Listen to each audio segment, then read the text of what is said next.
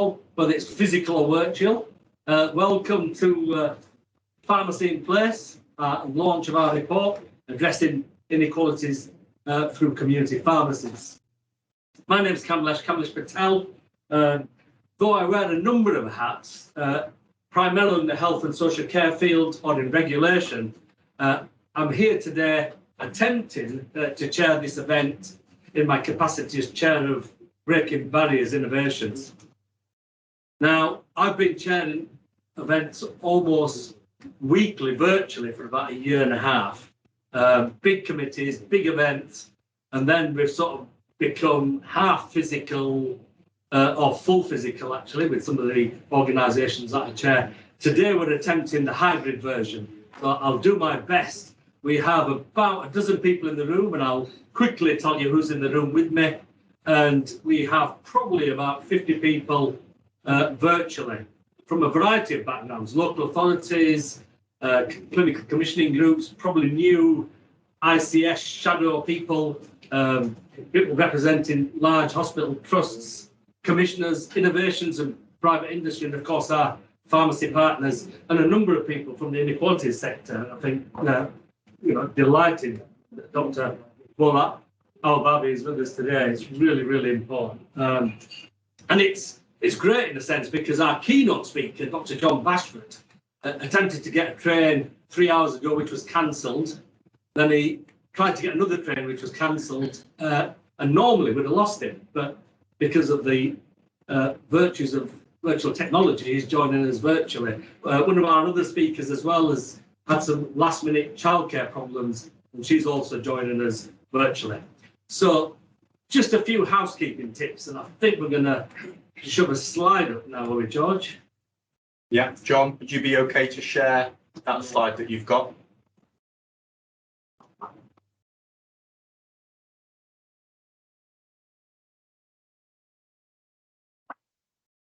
Now, just to say, all your microphones have been muted. Please use the chat box or George Evans's email there. Ideally, the chat box, if you want to ask a question, George will spot it, or I've got my laptop as well. I'll try and spot it, and we'll make sure that's asked. In terms of, fire escapes, I assume you can all get out your own houses and go to your own washroom, so that shouldn't be an issue.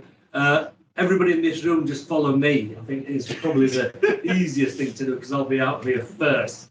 The whole session is being video recorded. We will make it available to you all, a recording and the slides. So if you don't want to show your face, please switch your camera off.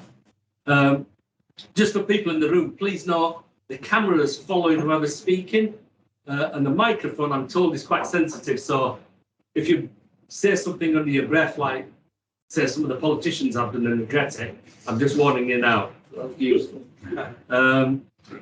Social media, hashtag Pharmacy in Place, hashtag Innovations BB. Please feel free to use it. I'm just going to quickly introduce the people around the table before we get going. To my left, and I'm so pleased, somebody who has just become head of NHSE Inequalities, a whole range of other jobs and predated your new current role, and an active GP, Dr. Bola, Owolabi. Really good to have you here.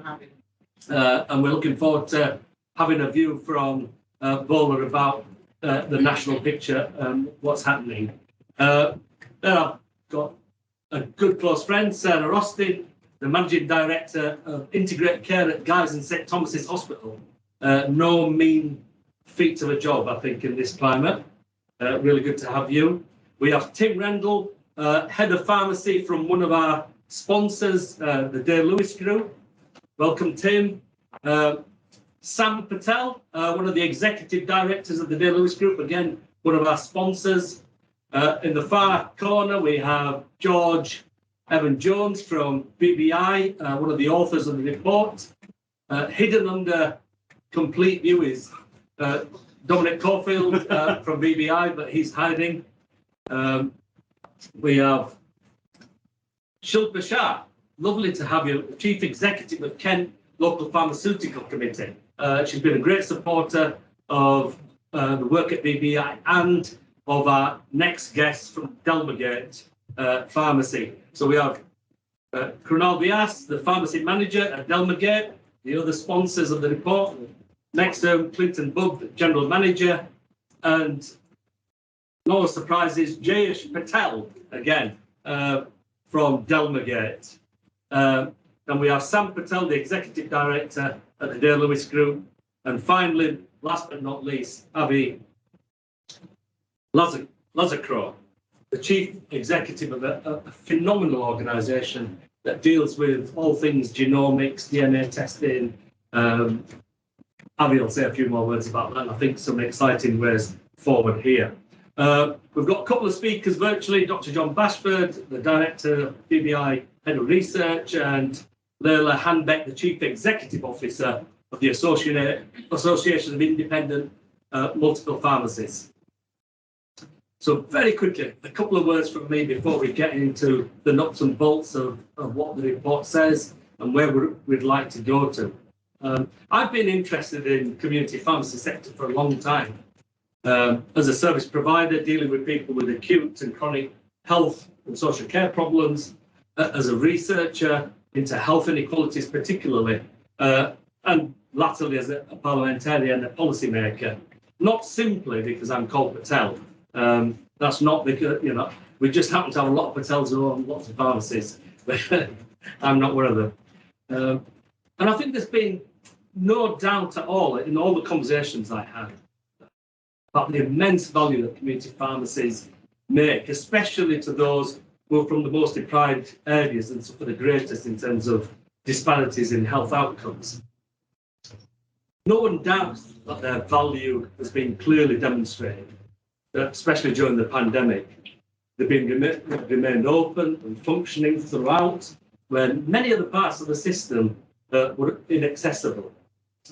I myself have visited many of the pharmacies and seen firsthand the work and the sacrifices, the family sacrifices that lots of frontline staff have made, and also the toll it's taken on individuals, and not just individuals, but some of the pharmacies themselves.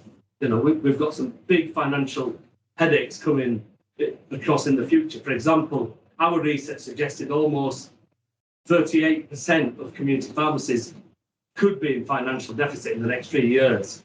Over 50% may be shutting their doors. So these are big, big issues in terms of how many people they see on a day-to-day basis. So for too long, community pharmacies have been taken for granted and have remained at the margins of decision making, while being at the centre, most importantly, for local residents and the patients that they serve. Therefore, I really hoped that today's event, the report, will provide an opportunity once and for all to actually ensure that community pharmacies are at the heart of the future healthcare landscape. We're going to see lots of changes happening. There's huge challenges. The development of the ICSs, I would suggest that the community pharmacies needs to be around that table. And I'm hoping at the end of today that we'll take some really strong action forward in terms of some pilot projects that we can do to show the value of community pharmacies. That's enough from me. Let's go to Dr. Jon Bashford, who's in Manchester, in Old Trafford, who was the key author of the report. And a presentation from him, and then I'll take some questions on the report directly to John and George. Over to you, John.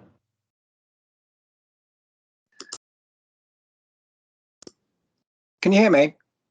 We can. My screen has gone strange. Yes, we can see it's gone strange. You want to log out and log back in with that screen? Hold on. Yep, there we go.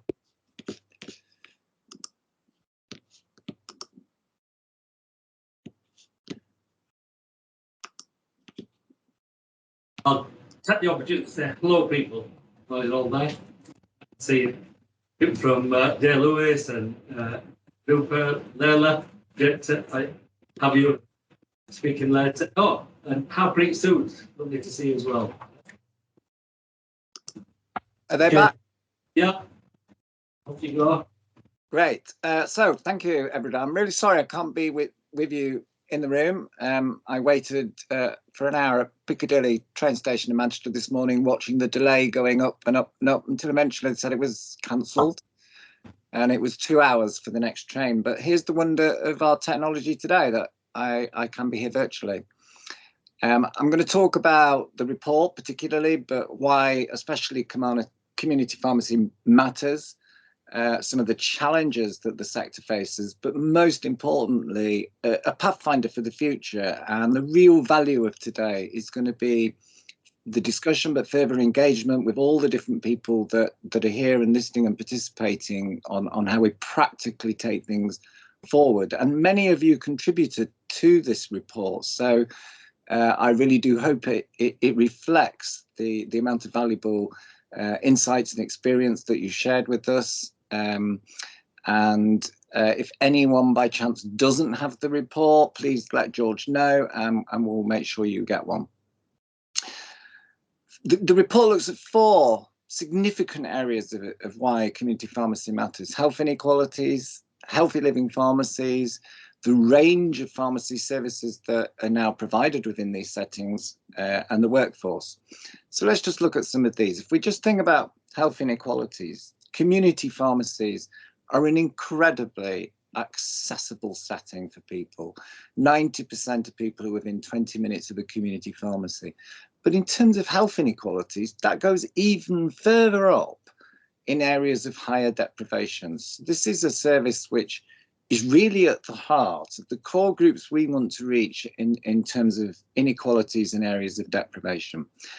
But they are also really well valued amongst people who live in those areas. This is a service that people recognise as meeting their immediate needs, as being somewhere that they can just walk into. You don't need an appointment, and the range of services are really valued. And that intervention works. It actually leads to higher rates of take-up in consultations within those deprived communities following a visit from a community pharmacy. So they are already having a significant impact on health inequalities, but there is so much more that can be done. And the Healthy Living Pharmacies programme is actually a good example of that. This is a programme that's hugely popular with the public. People really value it, and it's having an impact. So people that have used some of the Healthy Living Pharmacy services previously would have gone to a GP. They would have taken up GP time. So at this critical moment of opening up services, particularly in primary care, this programme is making a significant difference in terms of care pathway interventions. And it's doing that across core areas of public health priorities: smoking cessation, alcohol reduction, sexual health consultations, just to mention a few. But it is also something that community pharmacies themselves have really valued being part of and actually involved in. So that programme is making a huge contribution. But there are much broader ranges of services that are now centred within community pharmacy. This is a sector that was perhaps historically characterised as being primarily about dispensing, and that's so far from the truth. So the community pharmacy consultation service is now able to take direct referrals from GPs and from 111 services. So again, it is a placement of this valuable NHS partner at the heart of early intervention, prevention, detection, and providing a service that really is meeting people's needs. And that's got to be the real value in terms of personalised medicine and going forward, and being able to improve particularly diagnostic pathways so that we get people at an earlier point with an effective diagnosis. And the real future here in terms of innovation across the Netherlands, this is actually a major programme that's centred within community pharmacies, pharmacogenomic testing, where the community pharmacies are leading in terms of using those genomic testing capacities that we now have. And there's been a huge increase in this that we've learned from COVID and the value of getting some of these testings, but it also has a huge role to play in terms of things like improving medications effectiveness, as well as early identification in key areas like cancer diagnosis and other things. So we're not there yet in the UK in terms of this, but in terms of the future and a real area of innovative practice, this is a key one to watch. But to do all of that, the remuneration's got to be right. So we know the value of all these services, but there are issues at the moment in the way we expect this to be funded and what that actually means in terms of providing an adequate resource base to back all of this. This is also a really important workforce. This is a profession that's trusted valuably by people. In some cases, more than other parts of the health system, which during the pandemic have perhaps suffered a bit from the closure, the lockdown, the perceived inaccessibility of some of the parts of the health service, while community pharmacies have remained open throughout, accessible to people and providing vital services, especially for people who've been shielding or especially hit by the pandemic, and access to medications and other things. It's also a very highly qualified workforce with a large number of people at master's level qualifications. So the real expertise that sits within this sector is hugely important and significant. But to really support that as a workforce going forward, we've got to make sure that there's adequate backing for continuing funding around training, education and skills development. It can't be just left to the sector alone to support all of that. We've really got to take this as recognising it from a perspective of place and as the role and contribution of this part of the workforce within our broader workforce concerns in the NHS. But as I mentioned, this is a sector that faces a lot of challenges, as well as all those valuable contributions. There is a real need for a stronger, united voice on the future direction of community pharmacy within health and social care, and to really get that voice right and to be heard in the right places. The risks of staying as we are huge. I think, we would say, and I think the report spells out, that if we don't change things, the risks to the sector are significant, and we stand to destabilise and lose a lot of things. We've also got to manage disruption coming in from other areas. So there are digital innovations in prescribing that are going on that in some respects are undercutting some of the background provision and other aspects of service. And we've got to be able to confront that and deal with that in a cohesive way. It's great that there's a 5-year settlement from the national contract, but it's got to go a lot further. And we've got to be thinking much more about the structural financial challenges for the sector over the long term to create a real base of stability. And I think this is what really needs considering at the level of an integrated care system now that we have these systems coming into a statutory footing. And in terms of personalised medicine, this is the big direction of travel within health and care, and community pharmacies demonstrated its valuable ability to contribute to this, but actually there's a lot more that could be done, and we really need to strengthen that. But it won't happen just by accident or in ad hoc ways. The challenge is to really get this on a sustainable footing. And if we don't, we're going to lose a huge amount of really valuable community assets. So, there are some serious issues in terms of the financial future of the sector, with, significant numbers of community pharmacists reporting that they're in deficit, that they're struggling, and we don't want to see a closure or loss of this sector, particularly at this time. So we cannot stay as is. We have to think about a new pathfinder future for this, and integrated care is the absolute way to go with that. If we don't do this, then we risk massive destabilisation across the sector and losing a valuable community asset. But if we can realign community pharmacy within integrated systems in a way that realises its full potential as a valued partner, then we can make a significant difference, especially across the core critical priorities that the NHS faces at the moment. That's going to take a whole new way of thinking about collaboration. We've got to have this voice at the top table and concerns within ICSs. We have to raise this up the agenda. It's not something that can be left purely as a procurement issue or just addressed through national contract negotiations. This has got to be on the agenda of the ICS at the top. We've got to think of this in terms of that personalised medicine revolution, and also the really real valuable innovations coming in healthcare, like pharmacogenomics, that could be brought into this space that would really radically upgrade the level of interventions, the scale of reach and the impact across core priorities. it's so good that Dr. Owolabi is here because the Core 20+5 program, which she's going to speak about more, is a really significant new national initiative around health inequalities, and community pharmacy can play a major role in that. And finally, the NHS long-term plan, and coming out of the pandemic, the restoration and recovery of services is in large part going to rely on our ability to think differently and collaboratively about the role of the community pharmacy sector. If we just, I don't want to take Dr. Owolabi's space, but the Core 20 programme, you know, is a focus on those 20 most deprived areas of the population. So we know this is areas that community pharmacy is very well located in, but also in terms of reaching other population groups, particularly around different ethnic minority groups and other deprivation factors that come into those areas. And if you look at the 5 priorities, we've already made significant gains here in community pharmacy in terms of hypertension case finding.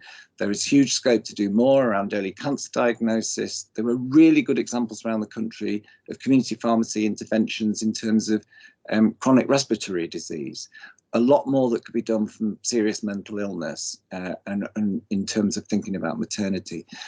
So the deprivation factors, the core priorities really, really match the agenda for community pharmacy going forward. And this is also something that ICSs are particularly tasked to think about in a different way. So what do we mean by collaboration? Well, we know what works is when community pharmacists are more involved with GPs. And in some areas, we were told that some of that relationship in some areas has been lost a bit, that there's various factors and problems and the challenges that have gone on is it's not always as functional as it could be. Where community pharmacists are working closely with GPs, there is mutual respect and understanding, there is greater scope for collaboration and development of services. And that's where we've really got to get this relationship to work right. It works right at the ground, and we don't want to get distracted from that with competitive arrangements or some of the higher level procurement things that might disrupt those relationships. We've got to think about this for an ICS from the perspective of place. What does this mean in terms of shared facilities and estates? The community pharmacy estate is a really valuable local community asset with capacity to reach the groups that we most want to reach. So we've got to think more collectively about how we're using facilities and estates together. We've got to get the technology right and the digital infrastructure to support the relationships, the connections, the way in which data is able to be passed from community pharmacy to GPs backwards and forwards and through to urgent care as well, so that we really get that high level of digital interconnectivity wrapped into the system. And we've got to look at the workforce development as a collective, not as an individual sector role or even at the level of an individual professional development. We've got to think about this collectively as the workforce as a whole. What we propose and what would be really, really good to get into more discussion with people about is we need to have some good demonstrable Pathfinder pilots. If we can work with 2 to 3 ICS locations that recognise the value and potential here and are up for this. So first of all, to really assess those current pathways, where can we take out duplication? How can we maximise that improvement in patient experience? Ensure that we're getting optimum benefits in the priority areas that we need to be having an effect on and the impact on inequalities. And then to really focus that in terms of specific interventions. It might be that an ICS wants to choose all of these or to focus on one, but we need to actually define the interventions in a specific way, not from how it's just been done now or how has it always been done before, but how can we do this differently in a way that's going to maximise the impact. And to evaluate this, what we want to do is really take learning from this that speaks centrally to ICS development with the community pharmacy sector to come up with something new and something that really shows what we can get from an integrated system, with community pharmacy at the heart of it. That's the plan, and that's what I hope the report and the discussion will lead to.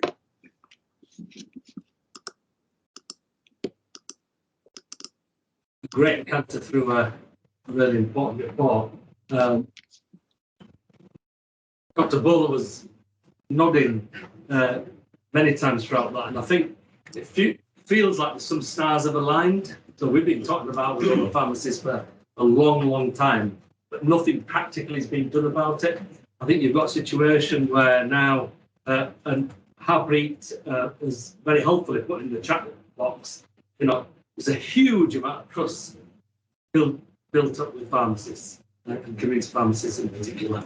I think politicians, everyone I've spoken to certainly feels that they need to get engaged more. I'm quite surprised at what local pharmacy has done. Sam was telling me that said Davy turned up to one of the Dale Lewis pharmacies and was quite shocked at the amount of work they do and the fact that somebody could walk off the street and have a flu jab. So and I think the political landscape is changing.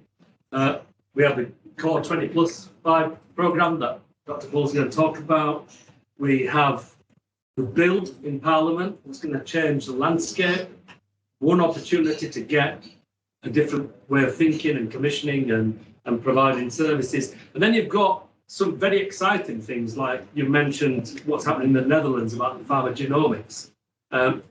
We do have a bit of an expert with us here today. I might say a few words about that. So there is a future here about prevention, about detection, about just providing a load of services to take the pressure off the wider system, particularly GPs, A&E departments. And Sarah will tell you how much that would be a blessing. So there's some really good comments in the chat box. Please look at them. Really helpful. But I'm going to pass to Dr. Bola now, because I think we want to link this with one of the big opportunities about really tackling health inequalities in a local area. Thank you so much, Dr. Patel. Thanks for having me, and John, for an excellent presentation. I think you've succeeded when other people start to talk about what you're doing, perhaps more eloquently than you. And that's exactly what you've done. So thank you so very much. And it's great to be here to join you all today. Let me just start with the vision statement that we've set out when it comes to addressing health inequalities. And I always endeavor to start with this vision statement because it anchors the rest of the conversation, hopefully in a space that we can all coalesce around. And so when I've been talking to people over the last several months around what is it that we're trying to achieve in the health inequalities space, given that health inequalities aren't new, as a matter of fact, they've been with us for decades, maybe longer. If you go all the way back to the 80s and you look at the HSN report and the Black report and many reports since, I think we can all agree that health inequalities are not new. But what the pandemic has done is to shine that harsh light that we've all talked about. It's exacerbated those pre-existing health inequalities. It's highlighted them, and it's forced them into our consciousness, so that now we are faced with that stark choice of what do we do from here on in. And I often talk about leaving a legacy behind us from this pandemic. Oftentimes we talk about the Second World War and of course the catastrophe that was. But out of the rubble of that, we made some decisions. We made the decision to build some of the institutions of state, our NHS, social services, all of those institutions of state that we now take as a given came out of the rubble of that Second World War. And I put it to you that we stand now at another juncture of history where we can make a choice about leaving a legacy behind, which is that of narrowing health inequalities. Because of all of the things that have been surfaced by this pandemic, that's the one thing that you could read across pretty much every publication, including this report. And if that is the case, then what is the vision? It's about commissioning, delivering exceptional quality healthcare for all. And I underscore for all. Because of course, when we talk about health inequalities, it's about those people and communities at the margins. It's about those people who don't often fall into the conversation, even when we say for all. And that's why I'm laboring the point that it is exceptional quality healthcare for all, across 3 dimensions to make sure that we give people equitable access. That once they cross the threshold, they do have an excellent experience. And that, of course, begins to drive optimal outcomes. And when you think about community pharmacy on the high street, just thinking through what Jon said earlier on, and the fact that 99% of people in the 20% most deprived communities live within 20 minutes of a pharmacy, you can immediately see how central and crucial community pharmacy is to the delivery of that vision, both in terms of access and in terms of experience, and of course, people's outcomes. So that's the first thing to say is I can't see conceivably how we can deliver that vision without community pharmacy, given its presence, given its reach into our communities. That's the first thing. The second thing is, in the long-term plan, we said that we can't treat our way out of health inequalities, which is true. But of course, we have fundamental roles to play. One is our role in the commissioning and the provision of services. The other is our role as an anchor institution. Community pharmacies are anchor institutions in place, whether it's by their presence in terms of estates or their buying power, so their procurement power, their employment power. You know, many people who otherwise can't find dignified employment elsewhere will tend to find a home in community pharmacy. So I think there is something about the role of community pharmacy as anchor institutions wherever they happen to be. And as Jon was talking about earlier on, the role of community pharmacies within the integrated care system, as we work with our health and well-being boards, as we work with our local authorities, as we work with our voluntary sector partners, the useful and critical contribution that community pharmacy can make in that space. And going on to the Core 20+5 approach, I thought it was important to just set that helicopter concept before we drill into the clinical space. We've set out 5 strategic priorities in NHS England and improvement for addressing health inequalities. The first one is that we will restore our NHS services inclusively. How else do you do that without being able to reach people and reach deeply into the community? So again, in order to restore services inclusively, I would say that you do need the institution that is most present in communities, and that is community pharmacy. Secondly, we said that we need to mitigate against digital exclusion. So as a GP, I have valued the opportunity to be able to look after my patients, albeit on a digital footprint, but I recognize that not everyone can come on that journey at quite the same pace. Not everybody can afford the devices. And even if they could afford the devices, they may not be able to afford the data or have the connectivity. They may live in a 1-bedroom flat with 7 other people and are not prepared to have conversations about their most personal issues with Dr. Bola. Thank you very much. And that is where, being able to walk into a high street pharmacy without an appointment is so important as part of that mitigate against digital exclusion priority. And we talked about making sure that our data sets are timely and complete. Now, not everybody currently shows up on our data sets. And that is because our data sets are often predicated on appointments and consultations. Which part of the system doesn't require appointments before you can get a consultation? Community pharmacy. So if we're going to ensure that our data sets are complete and timely, perhaps we need to think about the contribution that this sector can make. And we said we need to accelerate those preventative programs that we committed to within the long-term plan. The annual health checks for people with severe mental illness, people with learning disability. What is the contribution of community pharmacy in signposting people as they pick up their prescription? To being able to ask the question, have you had your annual health check? And if they haven't, to use it as a moment of every contact counting to signpost people. And finally, the strategic priority about strengthening leadership and accountability.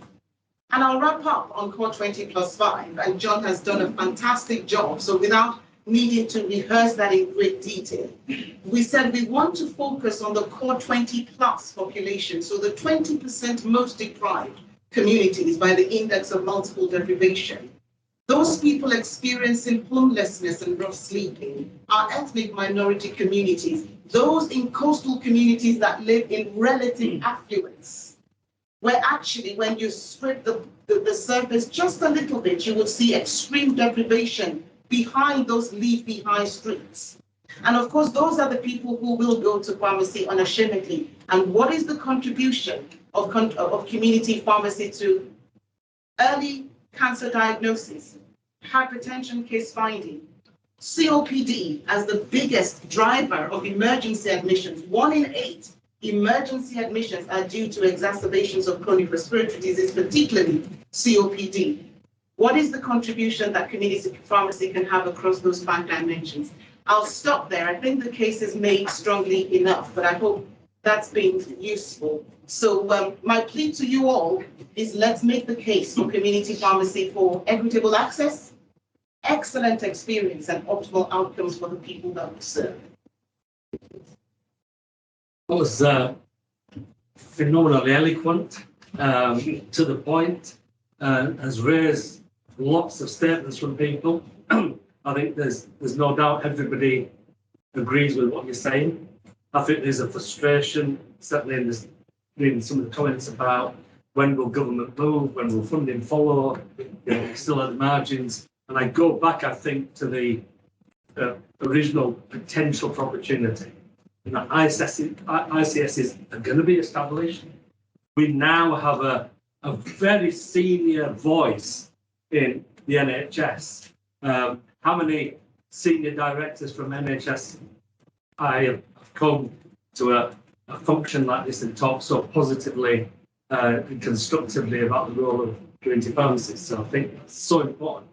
And most importantly, I think the relationship between what community pharmacists are offering and the whole state of health inequalities and the ability to access and work with people who just do not get access and have poor experience and poor outcomes. So I think that's really, really helpful. I just wonder if I can bring our two sponsors in, really, in a sense. I mean, I've talked about community pharmacists, but these guys live it and breathe it, and without them, this report wouldn't have happened. Without them, we wouldn't have been able to actually do some of this work and to be able to take some of these findings to government. So maybe we'll start with Dale Lewis.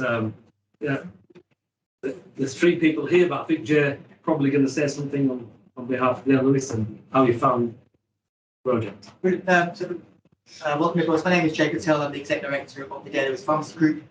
We are a family-owned business and we own and operate 265 pharmacies across the country. Our business was founded by our late father and now run by myself and my siblings. I am a pharmacist by background, have had extensive experience operating pharmacies, running pharmacies over the years, and our pharmacies are spread anywhere from Cornwall to Yorkshire across a variety of different demographic areas, often heavily involved in deprived areas. So we live and breathe community pharmacy. We know what it can do, we know what it has done, we know what we want it to do. During the pandemic, what we've done has really been highlighted as a profession. We've been able to get supply of medicines continually from wholesalers into pharmacies and often into patients' homes. Many of our patients were actually shielding. We actually managed the delivery of medicines into their homes during that period of time. We were also able to adapt and offer new services, the COVID vaccination programs. 54 of our pharmacies are COVID vaccination centres out of 265 flu vaccinations, and an additional array of services that we provided. And we've also been able to remain resilient with regards to adapting our workforce, adapting our premises, and really our overall offering to be able to deal with this pandemic. So we've been incredibly resilient. And when you compare that to some of the other sectors outside of healthcare, particularly, within the supply chain issues, there've been some massive issues that recently we've seen, but pharmacies has stood strong throughout all of that. Often, what we do is often misunderstood. So people would assume pharmacy is about treatment and only treatment. Actually, our healthy living pharmacy model is very much more than that. So we do 4 things. We actually diagnose patients who had previously undiagnosed conditions. We help manage patients on long-term conditions. We actually have a variety of prevention programs, vaccinations, and other preventative measures that help prevent people from falling ill. And in addition to the actual treatment, we do that with people walking in off the street. And actually what we find is that diagnose, treat, manage, and prevent model is not just in store, it's often virtual. It's a hybrid of the both. And I think that gives us coverage to address the health inequalities issue. And also, I would say that we actually treat entire families and not individuals. So we leverage our knowledge of the patients based on our personal relationships with them and their families, and as well as our knowledge about their physiological conditions, put that together to deliver great care. And actually our teams are members of that community. So our healthy living champions often live within the streets that the pharmacies operated in. So they have had a master's degree, what you want to call it, in that local community. They know everyone, they know how it all fits together. So really, really passionate about what we do and what we are often misunderstood with regards to what we do. Really, from the future perspective, we're really keen to leverage and build on the knowledge that we have of our people in the community that we serve, our clinical skills to be more involved in prescribing maybe, and actually, building on that to revolutionize healthcare and make it really accessible for the nation in local communities. And from a Leyla's perspective, we're really keen to want to work with innovative ICSs to help shape the future. That's a huge offer in the sense you've got a family-run business with still very strong values, ethical codes, because I've been there visiting it, it's incredible, but the capacity to be across the country, the ability to work with an ICS in a region to maybe tackle one of the issues. Rupert, the other sibling who's on the call, runs the sort of human resources aspect as well of the chain, and we've been looking at providing mental first aid to pharmacists, for them by themselves first, improve mental health literacy, and then maybe spreading that into the community as well.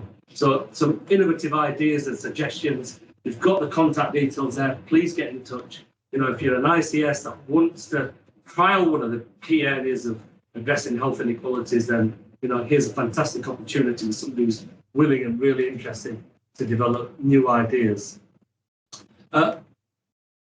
Unless there's some direct questions from anybody around here for Lewis. Dominic? There's one in the chat from Bola directly. I was wondering if you wanted to ask that one, Kamesh, or if that me to. Is that the last question just now? Yeah, from Ravi. Right. Ravi Sharma says, Bola, thank you for the talk. Do you feel that a stronger case needs to be made across NHS and DHSE stakeholders, despite the established growing evidence, systemic reviews around pharmacy playing health? Are there any policy, political barriers that need to be overcome? So, I think from my point of view, speaking with colleagues right across the NHS, I'm not sure that there is an argument to be had. What we have is violent agreement, about the role of community pharmacy, which is a great place to be, actually. And especially with what's happened during the course of the pandemic, as we've just been reflecting on, the vaccination program, great example of how community pharmacy has rolled in and worked alongside general practice to absolutely save the day. And, as you were saying earlier on about the maintenance of the supply chain and so on, I think we need to just continually thread in the contribution of community pharmacy to the existing policies. The thing not to do is to try and create a completely parallel agenda. There are already, as we've just been talking about now, there are some big strategic priorities set out already. It's how we thread in the narrative of the contribution of community pharmacy to those policies. That's the way forward. And every conversation matters. This is one in several that should be had, is what I would say. That's phenomenal. Certainly, I don't want to put you on the spot, but as as I always do anyway. But being one of the largest hospitals actually in the country. I mean, what's the position with, the area you work in at community pharmacists to deal with this? Okay, so just to help colleagues locate, because Guys and St Thomas's is a bit of a big beast. So it's the biggest Right. at 2.2 billion. And what we've done is to just organise ourselves this year into a 4-group structure. So each of the groups is headed up, so they're all about the same size. Mine is just over £500 million. They're all similar size, and each of them are headed up by one of me, as one of the wider executives. So my particular clinical group includes a whole range of stuff from emergency medicine to genomics. It's got 62 specialties and includes pharmacy and medicines optimisation. It's probably the only reason, other than the fact that I'm seeing cancer. It's really important, though, that so I've been at Guys and St Thomas's for 1.5 years, and I come out of community and mental health services down on the south coast. So I'm really an intruder into the acute hospital arena, although to be fair, I training. We are also connected, and so I'm also a member of the Lambeth and the Southwark place-based partnerships, as well as the ICS South East London. As well as one of your folk that joins your national courses. I'm also the exec lead for Health Inequalities for Guys and St Thomas's. One of the things, so I've been writing so many notes here about where there are intersects between a big institution like mine and the realities and priorities of community life. And very often what happens with an acute trust, it becomes, despite itself, very inward facing. But part of my role within the organisation is to just flip that one out of it. And so we're doing a huge amount of work with primary care, obviously run a huge pharmacy, manufacturing and medicines optimisation. So David Webb, our chief pharmacist, who also chairs one of the South East London groups, so guess how many notes he's getting on my way home today. Reports to me as one of my team. We're trying to get some really carefully placed in changes, I wouldn't call them innovation because they're below that really, but changes within the work that we do to remove some of the structural disadvantage we can find trying to access my services, either because they wait so long or frankly because the way in which we provide those services makes it inevitable that sectors of our community will find it harder to get what they need. And within that, creating an approach to Vital 5 and trying to look for every opportunity to detect illness earlier or to detect the exacerbation of illness earlier and to do something about it. So rather than spending a huge amount of time sort of churning up data and going, gosh, it's very interesting, but to get into an operational space, fundamentally I'm somebody who prefers to fix stuff. Chat about it for a while, and I really just want to go make it better.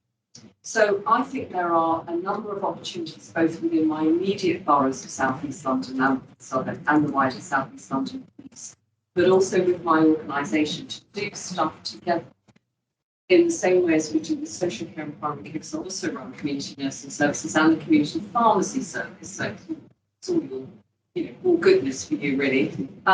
Whether it's training, whether it's collaboration, whether it's working together to pick up stuff earlier so that it doesn't emerge late or in my emergency department, just endless opportunities. So if I can do nothing more today than be your conduit into an organisation that might be quite helpful, then you're very welcome. And that's absolutely key because, we're creating the conduits now. And, I read the frustration from people saying we've been here before and it's never happened.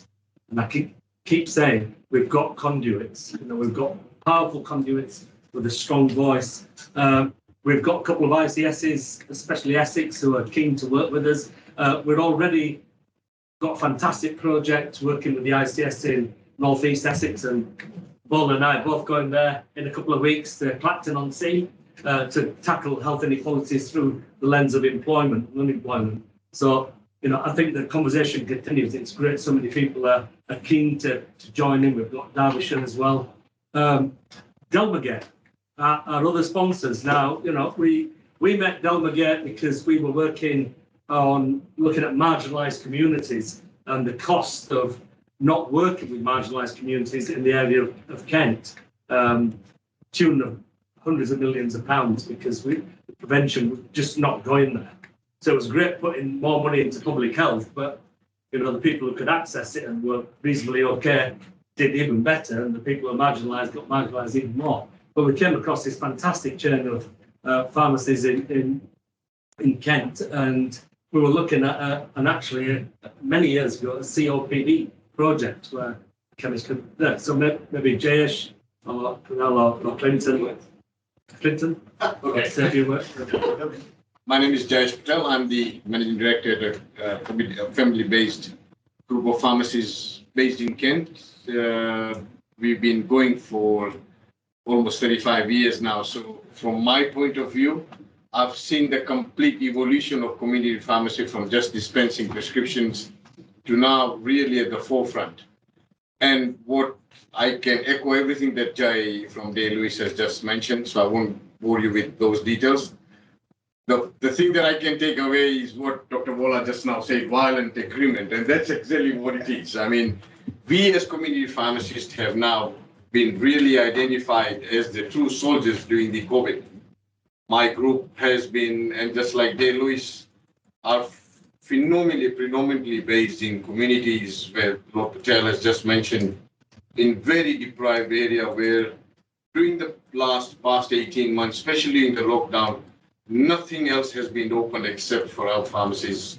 And we can very quietly say that we've been open throughout, serving not only medicines, but reaching out to elderly and vulnerable people with all the other daily needs where our drivers have delivered, from essential shopping to anything and everything that you can mention. And quite honestly, from where I'm sitting now at the twilight of my career, I think this is perhaps the perfect time for community pharmacists to be recognized as the true warriors of the NHS.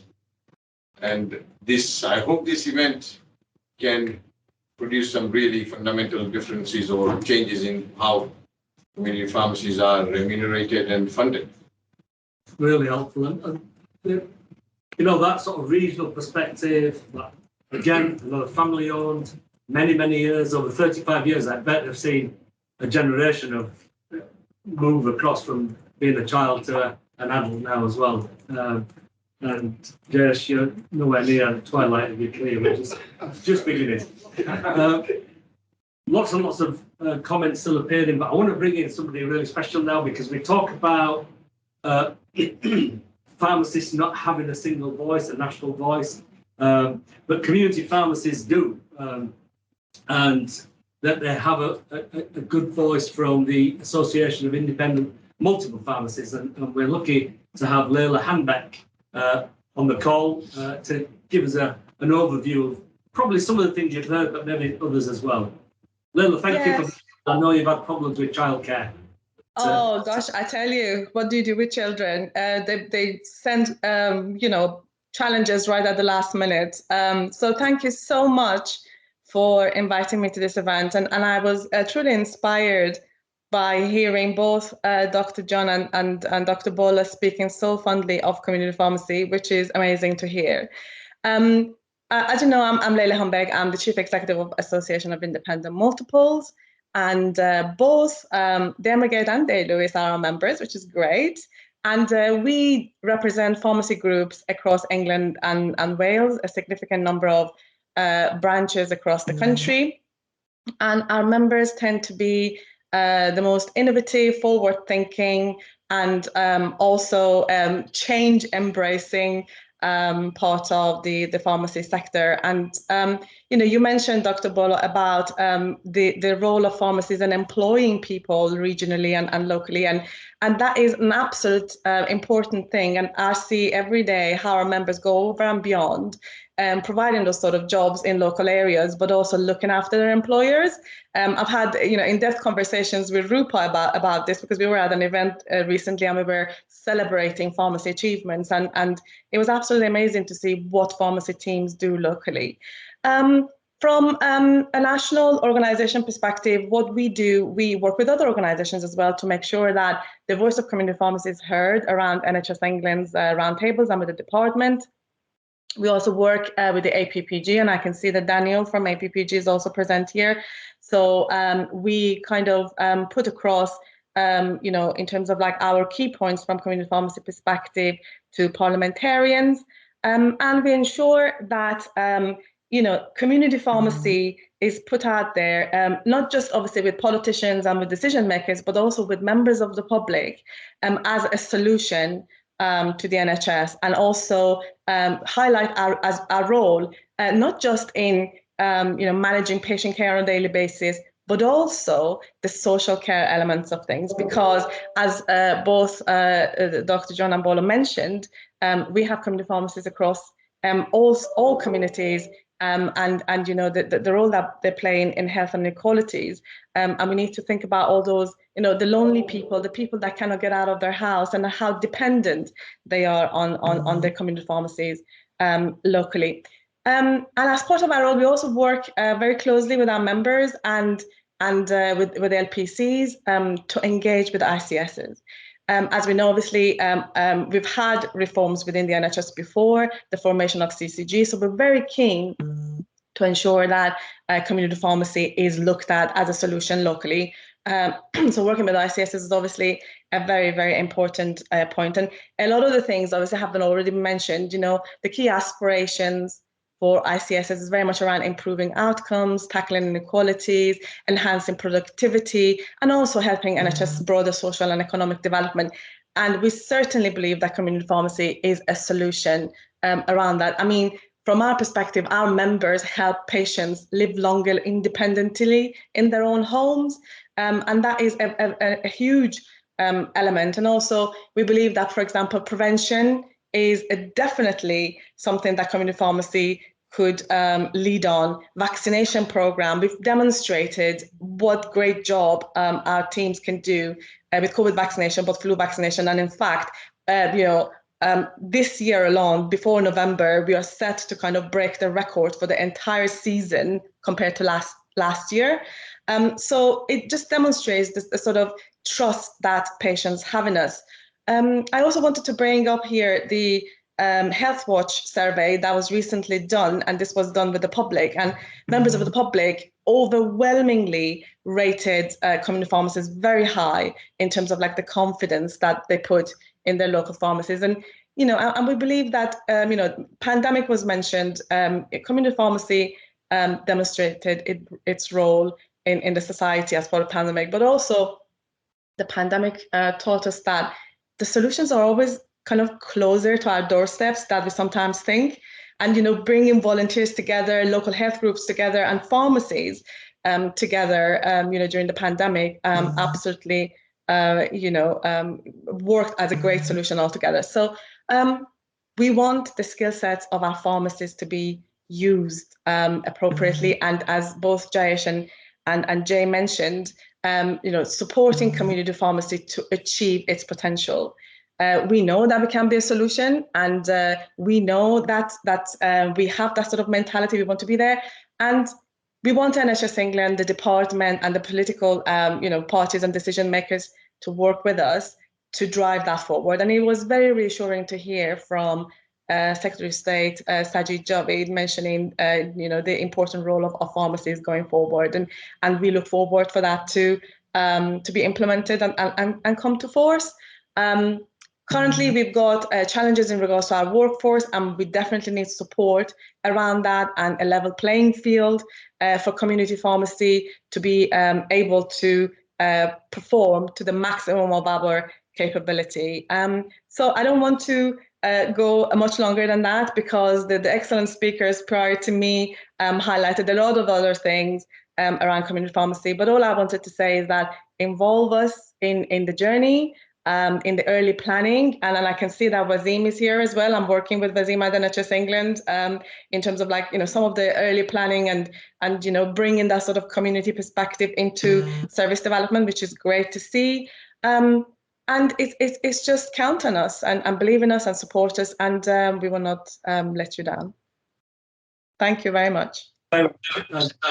Obviously, in the trying circumstances, you've done extremely well. Thank you very much for joining us. And again, I think we're joining up the dots. We've got national, local, regional partners, and we can make that work. I'm going to break with protocol because, and I don't know if I can do this, people might tell me off, but Harpreet, Sood has made some really helpful comments, and I wonder if we could unmute Harpreet because he wears a number of hats that I'd love to have his thoughts on. One is, I believe, runs a large GP practice in Lambeth, which is in your neck of the woods.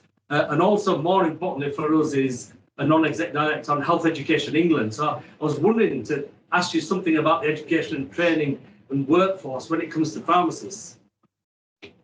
Sorry to drop you in on it, but I do that.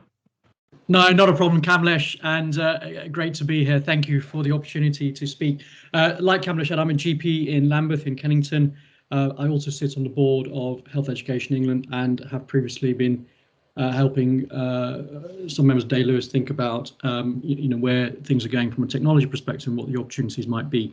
If I can just share 2 or 3 things that have been playing on my mind as the conversation's been kind of unfolding, which I think will be helpful to set the context. I mean, the first is that earlier today we had the HE kind of strategy thinking in terms of where things are going and what the funding assessment and et cetera would mean for the health system. And there was a big conversation around the future roles of our workforce, not only in terms of clinicians, but also how we think about allied health professionals, pharmacists, nurses, everyone kind of coming together. And it's really important that as we start thinking about ICSs, that we still don't think about it from an organizational perspective, but we think about it from a system perspective.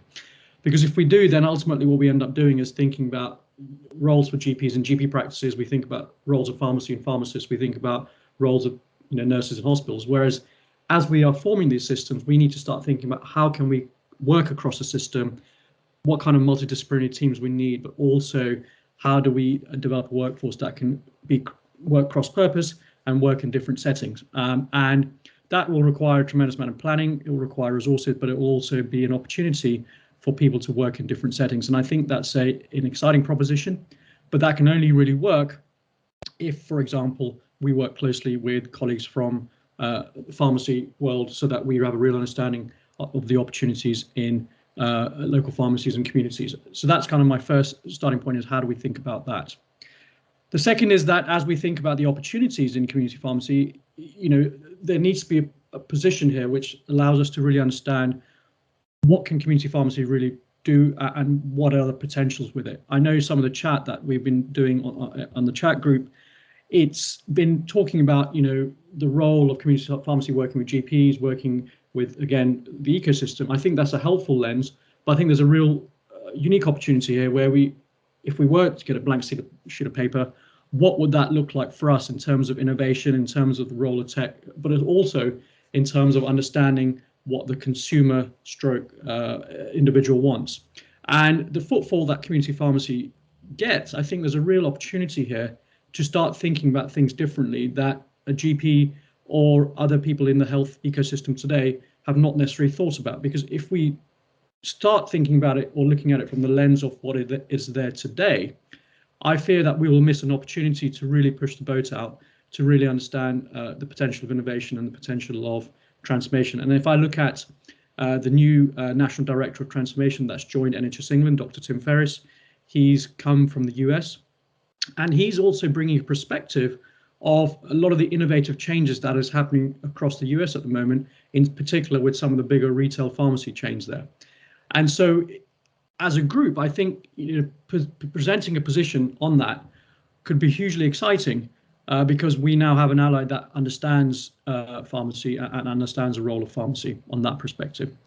And then the third point I wanted to just talk about was on the role of technology. And I think as we talk about integration, as we talk about how we align different parts of the ecosystems together, technology is going to play a critical role here. And I think that we need to think about, again, when I say we, in terms of the colleagues here on the call today and on the table, is how can we integrate more with GP settings and hospital settings. And that might be through individuals, but I think whether it's through patient portals, whether it's through thinking about integrating with GP records, again, that will be the glue that will allow us to get much closer. Because if I look at my practice today, there are still challenges in order to work a lot closely with my colleagues across the road, which is a pharmacy, even though it's the 50 yards away. And we need to think about how can we have the information available at the right time at the right place so that we see the full view of our patients.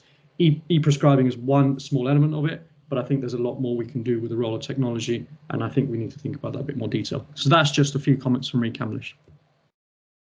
I knew you'd have something really valuable to say, and I think just getting the point that there's 50 of us on this call with many more who will listen to this and want to join with us, that makes a real army of people that can work strategically and focus and put pressure on in all sorts of directions. And again, I'm going to pick on somebody again, but Daniel's here, who's the secretariat for the all-party parliamentary group. Now, you know, APPGs exist across the board for everything from, you know, how to fly a kite to you know, amputees. You know, I mean, but this one is really powerful. It's really linked in. It's got cross-party political power, and I think would be really good if we could work together. Daniel, do you want to say a few words on that? If somebody can unmute you, they'll try and find it. Yes, we've got it. No, you're still not unmuted. Just needs to. There we are. I've done it myself. But thanks so much, everyone, and really great to hear such positive words being said about the APPG. I mean, just to say, as Leyla's said, and you yourself have said, Dr. Patel, the APPG is a fantastic vehicle for positive change in pharmacy. We're actually running an inquiry right now, which hits on so many of the points that everybody's discussed today. And it certainly strikes me as, I'm not a parliamentarian, I provide the secretariat, but it strikes me that there's such an incredible voice for pharmacists within Parliament. And you've all got such incredible input that it would make perfect sense for the APPG to be working strongly with all the different bodies across health and within pharmacy. So I definitely encourage everybody, if you've not already done so, to support this report, but also to consider giving evidence to the new inquiry that has been launched over the summer by the APPG. Our chair, Jackie Doyle-Price, is really keen to get a sense from everybody about what's working, what we could do better. And I don't want to repeat what's already been said, but I mean, the APPG is a fantastic vehicle to do this. So do get behind it. It's a really good way of getting of uniting so many of the sector's voices. And it strikes me today that there is already so much uniform voice in this area. So let's all we'll work together on it. So yeah, just drop us a line at contact@appgpharmacy.co.uk if you have any questions for us, and we'll certainly pass them on to the parliamentarians. But helpfully, we've had a link popped in the chat, so it should all be there. Super, Daniel, thank you very much. And Jackie Price-Doyle MP's been really helpful and was interviewed as part of this. And I think, again, as a group of people, we can put some evidence forward. The best way we're going to take this forward, though, is to have a series of pilots. Now, we've already got interest from Birmingham, Derby, Essex and London, and I think we'll follow that up. But if we can have a number of working pilots that proves cost effectiveness, reduction in health inequalities, the role of pharmacists, I think that's probably the best way to move some of this forward. Is there any questions around this table before I throw another hand grenade in somewhere? Yeah, Sam. More of a comment than a question, two comments. One struck me when speaking that pharmacy is actually the only healthcare place I can think of, maybe others can think of as well, which doesn't have a reception. Yes. If you don't have a reception, you don't have a gatekeeper. And therefore, it's not necessarily just the number of pharmacies, the accessibilities within that 20-minute journey. It's the fact that actually there's nobody between you and the healthcare professional to tell you, and I would imagine you'll be more of an expert in this. That's a bigger issue in areas of deprivation, people feeling uncomfortable talking to or approaching a gatekeeper to access healthcare. So that's one of the thinking that's different in this pharmacy. The other thing is just to get us together, Delegate sponsored this report and really what brought us to work with Breaking Barriers Innovations was around that actually there's a pragmatic outcome of this engagement rather than just a lot of fluff or talk. And that pragmatic outcome is the pilot. Talking to Sarah, we've got a number of pharmacies in Lambeth and Suffolk, and I'd estimate that vast majority of patients attending Guidance Thomas Hospital are within not even 20 minutes, but within 5 or 10 minutes of the pharmacy. And almost breaking down what is one thing that we could help with, and just start with one thing, and really that will build the momentum. There you go. That's what we like to hear. Just before we wrap up, Shilpa, please. Hi, I'm Shilpa, CEO of Kent Local Pharmaceutical Committee. I think one thing that I want to mention is that everyone on this call, we've all got a vested interest in pharmacy. We love pharmacy, community pharmacy is my background. And I think it's great that we're looking at working with ICSs on pilots, but actually we do it all the time. We don't need another pilot. So for me, there's a bit around, we've got some national services, and we use GP CPCS as an example of how we can really support the NHS. Yeah, only 600 GP practices are signed up to it so far, and there's I think 6,500 GP practices. We've got DMS as well, which is a discharge medicine service from hospital into community pharmacy, to really help those patients, not just with supply of medication, but to ensure that they know about their condition, they know what they can do to help them, help them take their medication, coherence, and make sure that they don't end up back in hospital taking up that bed that somebody else needs. Yet we have a number of organisations that have not signed up to that service. So I think there are so many services out there already that they're not pilots, they're national services that are not being delivered. And yet we're saying that the NHS is struggling. So why are we not all getting together and saying, let's stop struggling, let's have people have the best care in the best place from the best people? I think that's what we really need to change. Such an important point. I think it is, it's not pilots, it's Pathfinder. I think it's, connecting all the things that we're doing currently and building on some of the 25 plus. Can I just respond to what we're seeing in pharmacies are two different types of services. Those which are referred in, outside of the control of community pharmacy, we're struggling very much to get the engagement with other areas of the health service to actually push that engagement. Where pharmacy has traditionally done very, very well is where pharmacy is also responsible for the recruitment of whatever patient, and particularly case finding is a great example of that. I expect the hypertension case finding will be a phenomenal success because it's not reliant on another area of the health system referring it, although it really does depend, because certain developments will require referral, others will be about patient recruitment from the pharmacy perspective. We need to think about both of those problems. Well, thank you. I mean, it's great to see WAS. I've just spotlighted WAS on the call. Hi. So two comments really, Shilpa. I think you make a really important point about how do we drive up engagement for the existing schemes. It's a very valid point, and I'm sure WAS will agree with me that that is one that we can catch up offline. We seem to be talking all the time in recent weeks, and that's the right thing. So that's a very important point that you've made. I think it's both and. I think there is an element of how we make sure that what we already have is working well. But I also think that there is validity in new areas to test out the concepts and be able to prove through evaluation.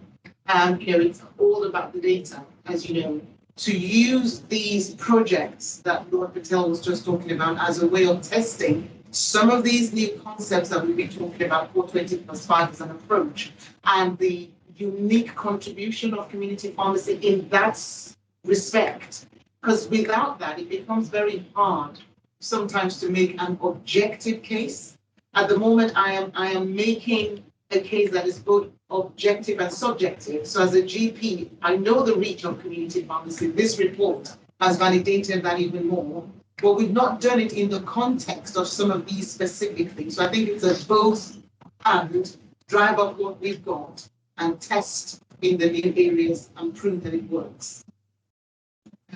John, if you're there, do you want to say a little bit more about what you just said in the chat box? Just emphasize. Yeah, I think, as the report says, actually, there's so much evidence out there. There are brilliant schemes, projects that have been done. We've seen the value proved time and again, but I agree with what Bola has just highlighted. There is a missing bit. There's a missing bit in terms of that system integration. We have a new set of priorities, a new drive around inequalities that hasn't been here for a while, but also, you know, ICSs will be on a statutory footing from April next year. These are new. We are seeing significant parts of the NHS budget being moved to this level. It's a place focus, and we haven't ever done a real demonstrating valued pathfinder program for community pharmacy at that level, and that's the difference, and that's the opportunity. And I think it's been able to bring all these elements together that's the real valuable thing that we can do now. We've got months to get an ICS ready to really take that forward. So those that are expressing interest and see what can be done here need to be those pathfinders. And I think others will follow once they see the value of that. Really well summed up. Wasim, again, your name's been mentioned a few times. I don't know if you want to say a few words or whether I'm just putting you on the spot. Somebody's gonna. Hi there. Thanks, Lord Phil. I'll only say I completely agree with Bola and many other comments made on this call today. There are lots of really new, exciting clinical services coming out of community pharmacy, and we've got a lot, work to do to get them properly embedded. The hypertension case finding pilot, really important piece of work that will save lives. But we've got a real opportunity here to take it to those people who really need it, those 20% of patients who don't access services very well at the moment. So that's what. And then there's other pieces of work we're looking at around prevention, which we're going to start engaging with partners and colleagues, many of whom are on the call today, and we'll be in touch as we start developing some of those new ideas. Really keen to co-develop stuff. Really keen to work with you guys to do this. And Bola and I, we're working together. We've got meetings in diaries just to discuss this. Now we've captured a group of people who are on the same page. We're going to try and keep building on this and taking it forward. I thought, unless there's any urgent questions, I thought for the last sort of 7 to 8 minutes, we've used this word today earlier, and John used it, pharmacogenomics, which is quite a scary word. It sounds a bit sci-fi, but we have somebody in the room who understands it really well. We were just thinking in terms of pathfinders and 5 years hence what we'll do. Avi is the chief executive of an organisation called Prenetics. He's going to attempt to explain what pharmacogenomics is in 3 minutes and say how it might be helpful in the community pharmacy. Sure, thank you, Lord Patel. Thank you, Lord Patel, and thank you to Bola actually for providing such an insight to community pharmacy. I speak as an outsider. I could use that term in the most friendliest way. So I mean, just roughly, I see this really from a perspective of innovation and speed, and I'll bring in the pharmacogenomics piece. So Prenetics stands for preventative genetics, and in our business, it's all been about using genetics and digital innovation to actually help people live longer, healthier, and live in a preventative lifestyle. And at the start of the pandemic, we had to move very, very fast through innovation and speed. And just to contextualize, we've done now globally about 5 million PCR tests, most of which have been between Hong Kong and the UK. And why do I share this with you? So pharmacogenomics, I talk about my wife. She's got rheumatoid arthritis, and she went, as you would, to get her first line defense, actually for, preventing pain and which she experiences. And she has prescribed a drug, and that drug was given to her, and for about 6 months she still complained she got the pain. But actually, the drug response that she has to that drug genetically means that drug was never meant to be prescribed to her. What that means is she wouldn't have had the benefit that many other people might have had by getting that drug. And that's just one example. So in this case, she was given a drug which was wrong for her, costing the NHS. She was also given a drug that didn't really make a difference to her pain to resolve her pain issues. So it wasn't a success. And in her case, it was about not getting the right treatment. In other cases, people die with the wrong. So just to contextualize further, and I know Tim is actually doing his PhD in pharmacogenomics, and he would gladly give it more color. But I wanted to say that what I see as an opportunity here actually is there's a real opportunity for community pharmacy to lead the way in innovation around pharmacogenomics. As we know, the UK is really a world leader now in research for genomics. But actually, the process on getting that into the care system is, it will take a long time. You look at countries like Estonia, when at birth, they are taking a DNA test and children are being tested. So by the time they get to the need for prescription drugs, by the time they get to their doctor, the doctor's already saying what drug works, what drug does not work. So I think there's a huge opportunity here. And, seeing that, in Jon's report in the future pathway, pharmacogenomics plays a key role. I think there's a real opportunity for community pharmacy to lead within that. And finally, of course, I saw digital exclusion. And I think, there's a real opportunity by doing that to prevent digital exclusion. So as a company, we launched online product called Circle DNA actually a couple of years ago. I've had the privilege of attending a select committee to talk about the impact of genomics into, the primary care, what that means around education, supporting individuals to take these tests. But ultimately, this is a real opportunity not just to make an impact for the community pharmacy business, if I could talk about that in that context, but most importantly, think to the impact of the population around you. And I think you can really play a key role in that. Okay, super. Thank you. And that shows, I suppose, the potential of what we can achieve if we all work together on this. It's been a bit of a fascinating hour and a half. Bola, would you like to say any final comments, and you can have the last voice on this one? Well, thank you very much, Lord Patel. That's really kind. And, just to say a huge thank you to everyone who has contributed their time and their insights into the conversation. It's a really important conversation. I will end on the vision, and just picking up the point you made, that it's very much about the populations that we serve.